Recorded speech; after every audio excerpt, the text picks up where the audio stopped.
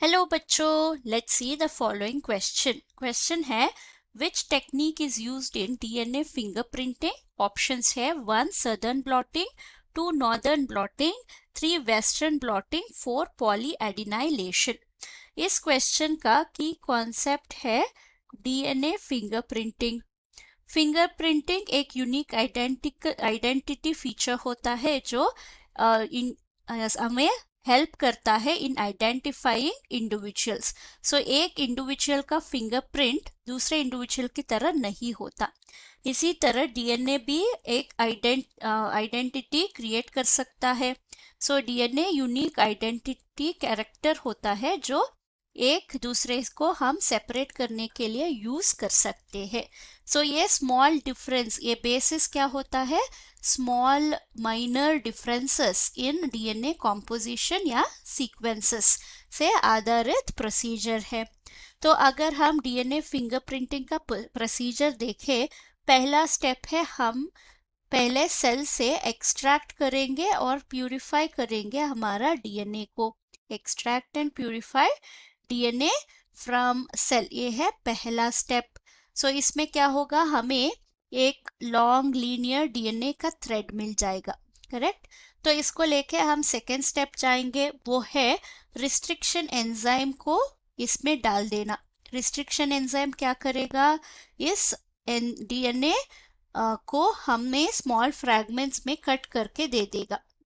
तो कुछ इस तरीके का फ्रैगमेंट्स मिल जाएंगे और इस फ्रैगमेंट से हम क्या करेंगे, इसको हम नेक्स्ट स्टेप में जाके इलेक्ट्रोफोरेसिस करेंगे, इलेक्ट्रोफोरेसिस प्रोसीजर में डाल देंगे।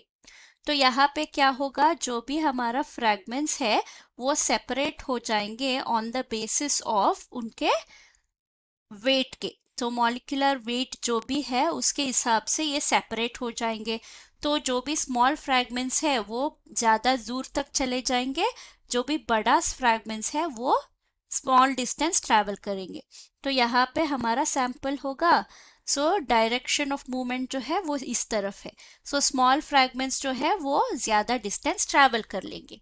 तो इसको हम क्या करते हैं, इलेक्ट्रोफोरेसिस के होने के बाद नेक्स्ट स्टेप है हमें इनको ट्रांसफर करना है ऑन टू नाइट्रोसेल्यूलोस पेपर। नाइट्रोसेल्यूलोस पेपर का ट्रांसफर करने का प्रोसेस को हम ब्लॉटिंग बोलते हैं। तो इस ब्लॉटिंग में क्या होगा, हमारे पास नाइट्रोसेल्यूलोस पेपर है। सो ये जो हमारा डीएनए फ्रैगमेंट्स जो है वो जाके ब्लॉटिंग पेपर में स्टिक हो जाएंगे। ओके तो इसके बाद नेक्स्ट स्टेप आएगा, ये है हाइब्रिडाइजेशन। हाइब्रिडाइजेशन में क्या होगा, हम इस नाइट्रोसेल्यूलोस मेम्ब्रेन में कुछ डीएनए सीक्वेंसेस को ऐड करेंगे। तो यहाँ पे हमारा सीक्वेंसेस है। तो अगर हमारा सीक्वेंस मैच होता है तो ये जाके बाइंड कर लेंगे, वो हाइब्रिडाइज हो जाएंगे।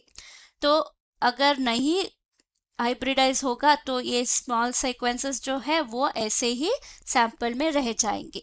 तो अभी हम क्या करेंगे, जो भी अनबाउंड प्रोब है वो उनको निकालना है।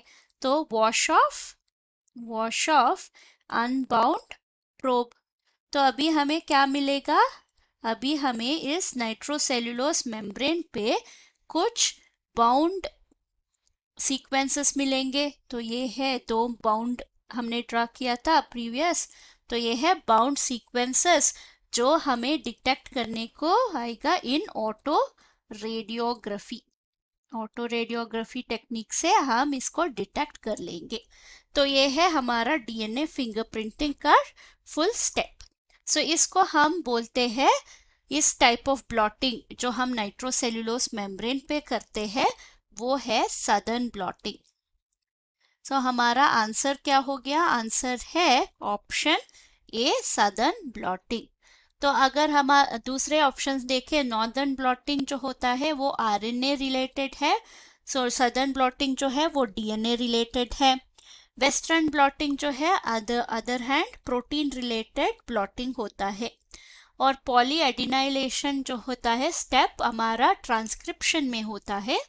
ये है हमारा addition of poly A tail poly A to 3' end of mRNA।